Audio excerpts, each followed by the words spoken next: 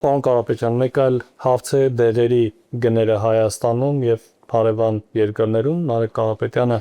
օրեր առաջ տեսանյութ էր տարածել, որտեղ համեմատում էր Հայաստանում վաճառվող դեղերի գները եւ Վրաստանում, մոտ 40% Հայաստանում թանկ էր։ Մենք ենք թանկ վաճառում, թե ո՞րն է խնդիրը եւ ինչպես եք պատրաստվում այս հարցը լուծել։ Խնդիրը նրանում է, որ իրենք վարել են քաղաքականությունը իրենց գրպանի համար։ Ընդամենը մեկ խնդիր կա։ Փաշինյանի իշխանությունը եւ կառավարությունը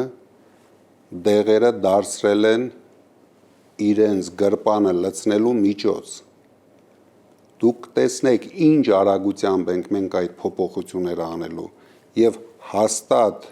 մենք ունենալու ենք ավելի լավ արդյունքներ, քան նույնիսկ Վրաստանում է։